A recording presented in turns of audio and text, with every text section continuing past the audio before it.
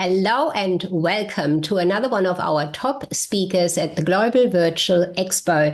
We have with us Linnea Johnston, LinkedIn trainer, profile writer, strategist, and content creator. Hello, Linnea. Hello, Kiora from New Zealand. Sigrid, thank you for having me today. What a wonderful welcome from you. Now, your topic is you're presenting on why you can no longer afford to ignore LinkedIn in your business marketing. And we are all looking forward to that one. LinkedIn is such an important component of our marketing and visibility these days. Thanks, Linnea. Take it away. All right, thank you very much indeed, Sigrid. And I'm going to start by sharing my screen so that you can see the topic that we're going to be talking about today is why you can no longer afford to ignore LinkedIn. Now, LinkedIn has been around for more than 20 years, but it still seems to be the poor cousin of social media. And that's because it has its own particular niche when it comes to business. Most other social media platforms don't focus directly on business, but LinkedIn does. There is no main competitor for it. It is the place to be if you are a business professional, if you are a business owner, if you are looking to change your jobs, if you are a recruiter. Anybody who is in business, particularly in B2B, needs to be on LinkedIn. And today I'm just going to share with you a few reasons why that might be the case. Now, there we go. So, the first reason I want to share with you is the fact that when people come to LinkedIn, they are here with a business mindset. They are here to work. They are here to look for ways to do better business with more people. They're here to build their networks, to create visible content, to become thought leaders, share their ideas and opinion with the world. And so they're already here with that mindset. They are ready to work. You will have their attention if you provide the kind of content, the kind of direct messaging, and the engagement that other people are interested in, then you will find that they will respond. When people are on other social media platforms, they're there for entertainment. But here on LinkedIn, people are here to do business. On top of that, something huge like 80% of decision makers are active on LinkedIn. You therefore cannot afford to ignore that. So people are already here who are in the process of buying. Now, they may be interested in your products or services, but if you're not here, how will they find you? If you're not on LinkedIn, you need to be really active somewhere else. You need to have a really good website, maybe, or be active on other social media platforms where your audiences are. But on LinkedIn, people are here to buy. So don't ignore the fact that this is where most buyers hang out. We've all heard a lot about AI and how it is changing the world, and nobody, I think, would argue with that. And consequently, there's been a lot of change on LinkedIn when it comes to using AI too.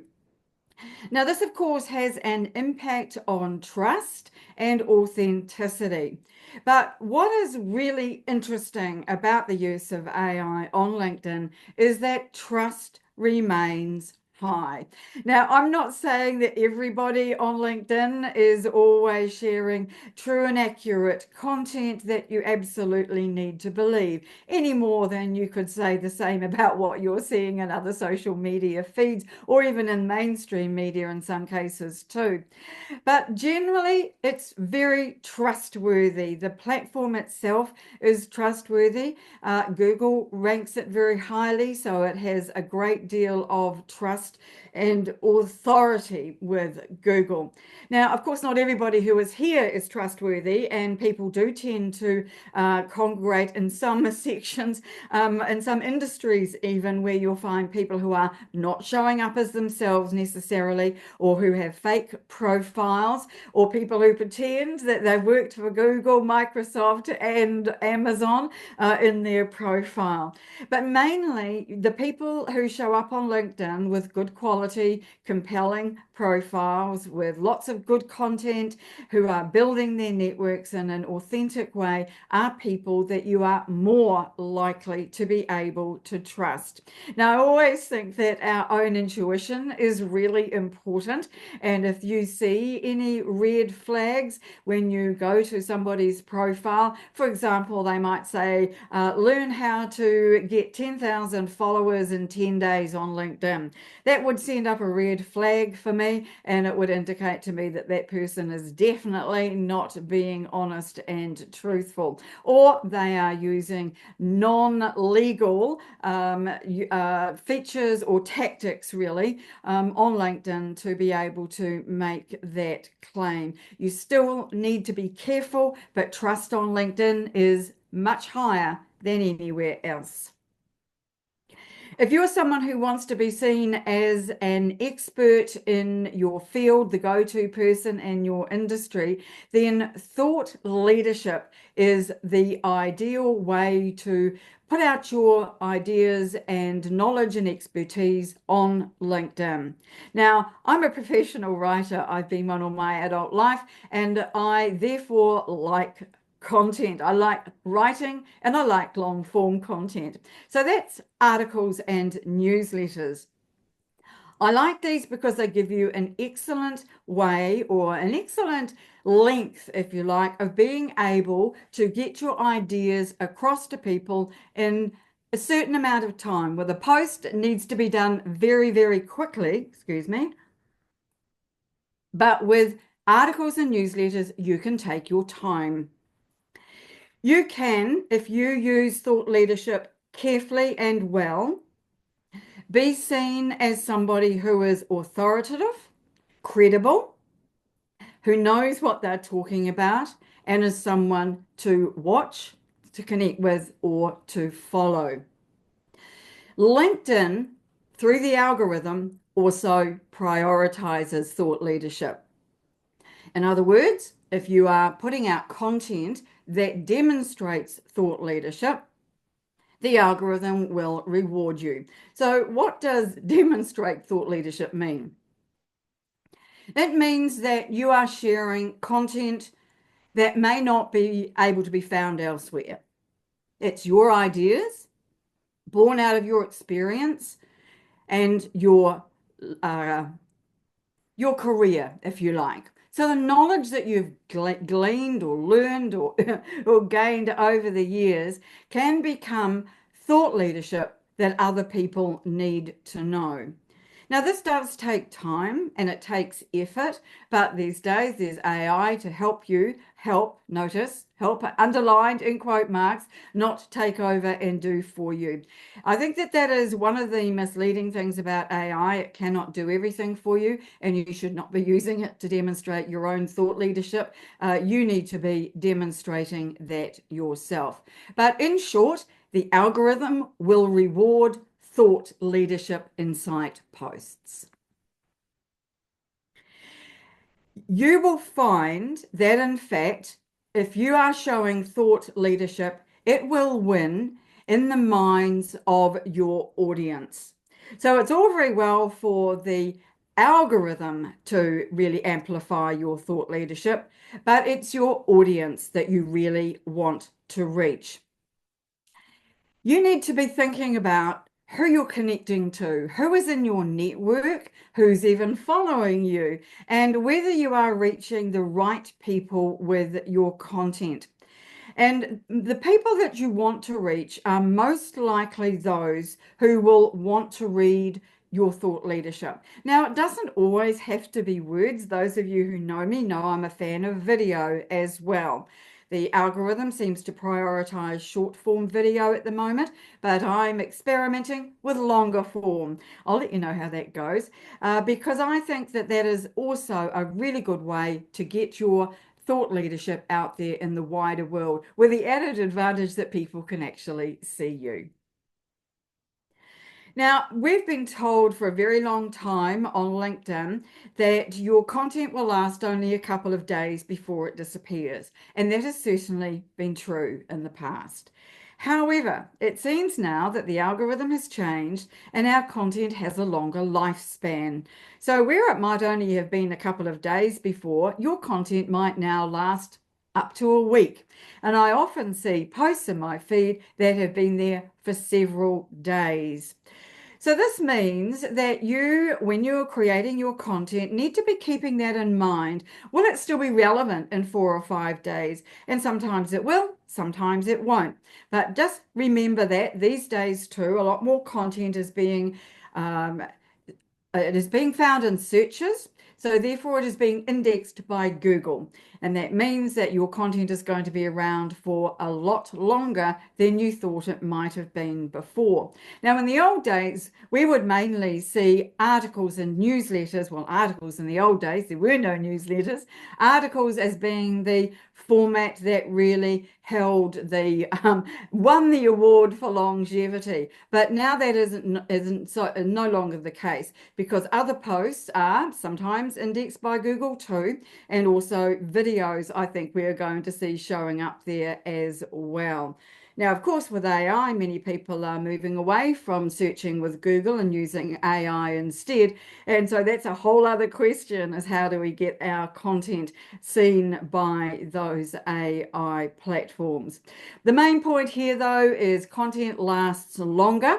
So if you are engaging on your own content, replying to people who've left comments, then you need to go back further than just the last couple of days.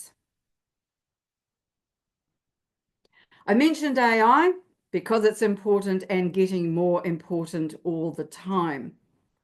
Unfortunately, LinkedIn's own AI is still very poor. I don't expect that to last too much past probably the end of the year, and I think it will ramp up quite quickly. But it is an anomaly because, of course, LinkedIn is owned by Microsoft, which is a part owner of open source AI, which, of course, is the owner of ChatGPT. So it seems a little odd, doesn't it, that in fact LinkedIn's own AI is not great at this point. So don't rely on it. If you are going to use AI, use other platforms like ChatGPT, Copilot, and so on to do your work, and then import it to LinkedIn. However, where AI is very, very useful, and I'm finding this in my own work, is that it makes me more efficient. I can get work done more quickly. And an example of that is when I'm on an event like this and I take the transcript afterwards, I can turn it into up to 5 different forms of content that I can use across LinkedIn and on my website. So there are a lot of reasons to be using AI, and I'm starting to see more of them myself. I was originally a naysayer because, of course, as I said, I'm a professional writer, but now I can see how it can help me. It's not taking my job. It's just really quickly making me more efficient at what I do. It gets the tasks done more quickly, so I've got more time to spend on the important things that only I can do. And for me, that's putting up more content on my linkability.biz website, where we have our members site, and I want people to be able to have the latest up-to-date information there, which of course takes time, which now, because I use AI, I have got.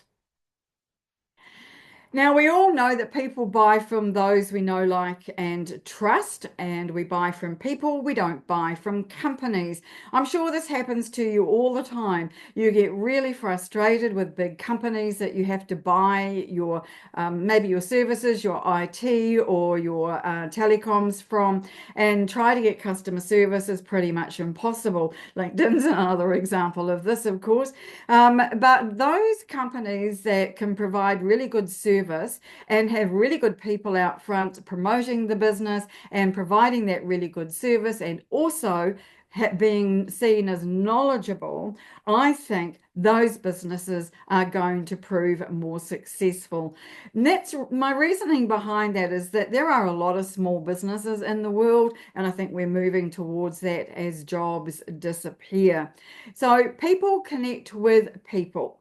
Now that means, from a LinkedIn perspective, that we should be building our networks. We need to be connecting with people that we think can help us, ourselves, potentially might be suppliers, for example.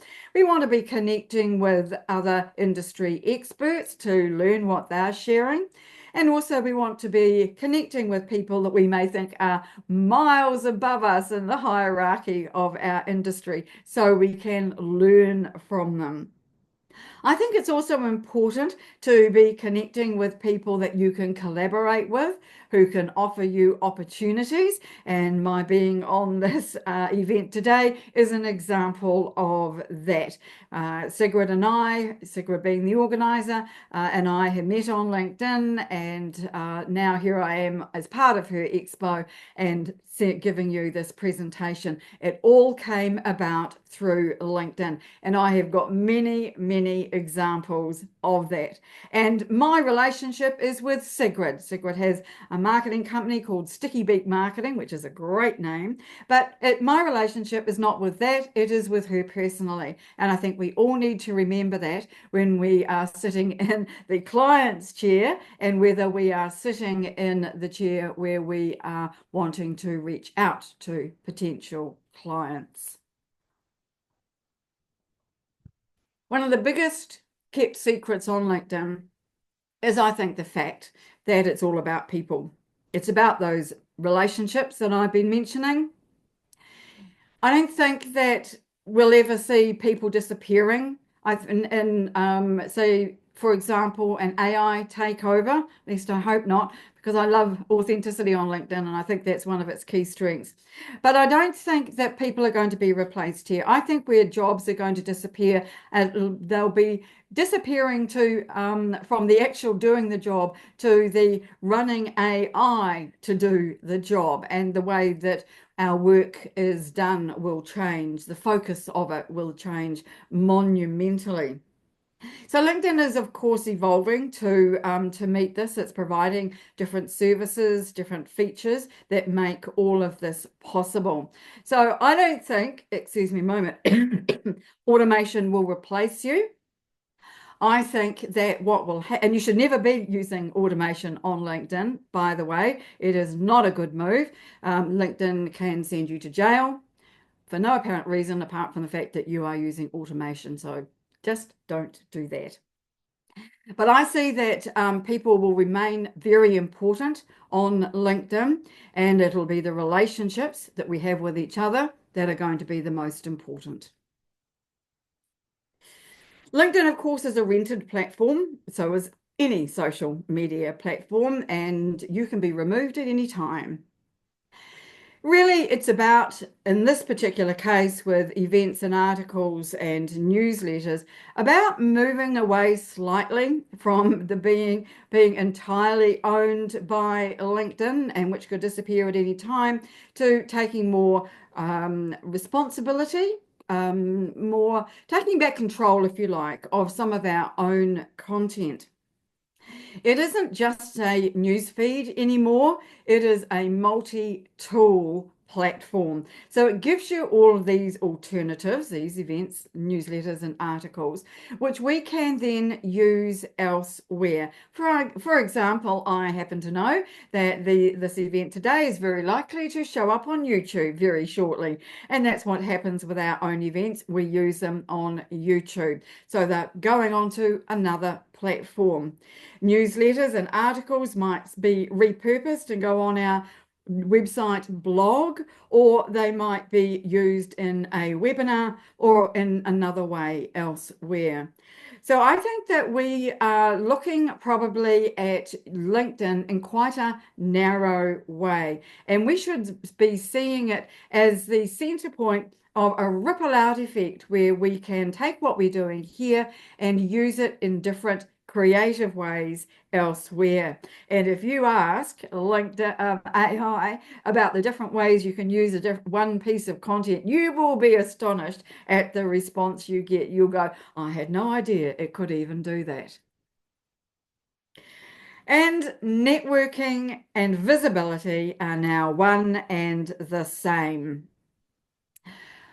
What I mean by this is whenever you are sending a direct message to somebody, and that could be defined as networking, then you are getting visibility with that person. With organic reach right down, we need to be looking at other ways to retain our visibility, and direct messaging is an excellent way to do it. And you don't have to send a direct message, it's just text. You could send a voice note, or you could send a video to someone. And we find that when we do that, we get a really good response rate.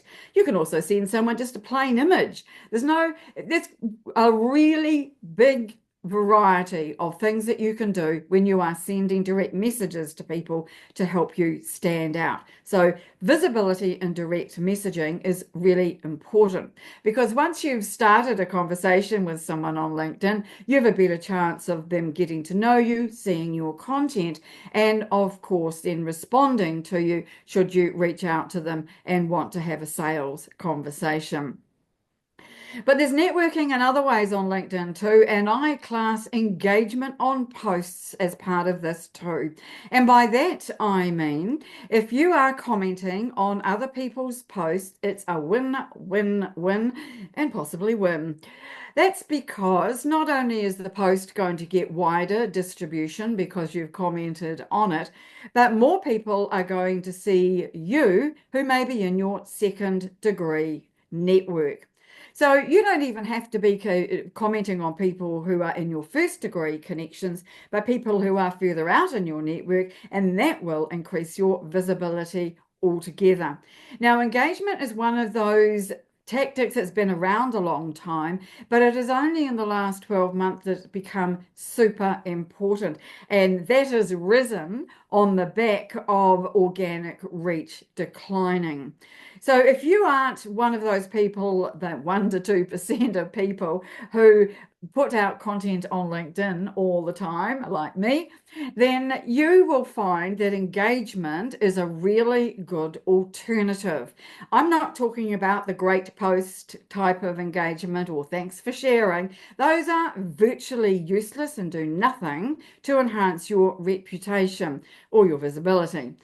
What you need to be doing is adding value-added comments that really help the discussion to move along. You might ask a question. You might reiterate a point made in the post with your own ideas or opinion. Or you may share a link or something else that really helps people to understand what it is that the person who wrote the post is talking about. You need to do this with a bit of care, of course. You don't want to be seen to be hijacking the post. And if you're selling Bitcoin, please don't try to comment on any of my posts. You won't have your comment there. And once I've spotted it, I'll be removing it. So make sure that you enhance your reputation and your credibility with your comments on other people's posts. And the final reason why you should be engaging on other people's content is because it will help your own. Your own content will do better. I know that seems a strange thing, but the law of reciprocity is definitely in action on LinkedIn. And finally, I'd like to invite you to check out our personal and private community. So we've got a Linkability members community at linkability.biz, where we help people to achieve their professional goals. We've got a number of different ways that we do that, through live events, through our LinkedIn group on LinkedIn, our private one, and also a website with a huge amount of material, which is growing just about by the day. You're very welcome to pop over, see what it's all about, and I invite you to give it a try. It's free for 7 days, and you're very welcome to have a look and see whether it's something that you think that might be useful for you. So thank you everyone for tuning in, for listening, for hearing me talk about why you should be on LinkedIn in 2025. Thank you so much, Linnea, for those details. I mean, LinkedIn is really the wonderful professional platform, and there is much, much to be done with it. Of course, it gives us so many new features as well that we don't always know about and don't know how to use them. And that is what you and your members community certainly supports, that we get those first hand and first up before anyone else has them coming in. So we are going to open the floor for some questions if there are any. I just want to clarify, with or without this being on recording, Linnea, you're okay? Yes, of course, please do. Record away. Record away. So do we have some comments or some questions in regards, while we have our expert Linnea right here, we certainly can ask questions and she will give us, to her best ability, the answers. We have anything in the chat I needed to see. I'm happy to have a look. Halle has asked one. Halle, are you available to make it to ask it as well, or would you like me to? So Halle said, thank you for your expertise. It was wonderful. She's on the road, so she can't use her microphone. Well done, but please drive safely. Her question, which I know is a current very hot topic on LinkedIn, is how many hashtags can we use on LinkedIn? Is it still 5? It's a much bigger question than that, right, Linnea? It is a much bigger question than that. And, you know, of all the issues on LinkedIn, it's always amazing that this is the one question that everybody asks when it's one of the least important of all the questions that there should be. So hashtags are not nearly as important on LinkedIn as they used to be, and many people do not use them at all. The reason for that is that LinkedIn's own search is now so good that if you put keywords and keyword phrases into your post, then you will be found for those hashtags that you might have added to the bottom of your post. So my suggestion is this: LinkedIn is still adding hashtags if you put them into your post into the URL of a post. And that means, of course, that if someone's searching for that on Google, there is a slight chance your post might be found. I wouldn't be doing it simply just for that, however, because I don't think that's in any way guaranteed. But I don't think hashtags are nearly as important as they once were. You cannot find out, for example, anymore how many people follow certain hashtags, and LinkedIn has really stopped supporting them in a big way, which should tell you everything that you need to know about hashtags. Thanks for asking the question. And a follow-up question, which and just a little testimonial for Linnea, I cannot keep up with how she keeps up with what's going on LinkedIn. I love being in your community. Thank you so much for what you do. I have no comprehension of how you manage to get so much information out to the world about this platform. It's beyond me. However, I actually know this answer, but I'm going to let you answer it because it's such an important one. Halle has also asked, should we still only put the link in the comments? And that's a really important question. Exactly. No. So could you explain to Halle what she needs to do? All right. So the question relates to the fact that the algorithm tends to repress posts with external links. That has long been the case. And again, it's a bit like hashtags. It's one of those eternal questions that comes up. So a workaround for a long time has been to not put the link in the post, but to put it in the comments below. The disadvantage of that is the link disappears if the post is reshared or reposted. So there is a downside to doing that. Now, what has been found in the latest research about LinkedIn, and this I find fascinating, is that if you put 3 links into your post, that's not 1 or 2, 3 links that are non-promotional, then the algorithm will not repress your post, and it will get the same amount of reach as it would without a link at all. Now, I've only tried this once since I found this out, and I'm not entirely certain what the results of that were, of that little experiment, but I think that sounds like a very good idea. The reason that LinkedIn didn't want us to use links, of course, was it didn't want us to take people off LinkedIn somewhere else. But I'm not quite sure why the rationale has changed on that one. It doesn't make a lot of sense to me. But there's the answer, is you can now add 3 links, non-promotional links, to your post without fear of penalty. So could you just, sorry, I'm hogging it. If anyone else wants to ask a question, please wave your hand or something. But Linnea, can you help me with the definition of a non-promotional link? So it's obviously something that doesn't go straight to a shopping cart, but what's the definition of a non-promotional link? Okay, so I would, for example, if you were to put a link to another post or another article or a media article, that would be non-promotional. If I was to put a link to my Linkability website, that would be promotional. So I think, but if I put a link to some content on my LinkedIn's Linkability site, so say, for example, a blog post, then that would probably not be seen as promotional. So if you had done a blog post, for example, on the topics that you're covering today, and you linked to, so it would be, you know, your site /blog / the 11 reasons why LinkedIn's fabulous. I know that wasn't the topic. LinkedIn would be okay with that, but if it was just to your website, it would go, this is just generic. Yes, promotional. That's how I read this.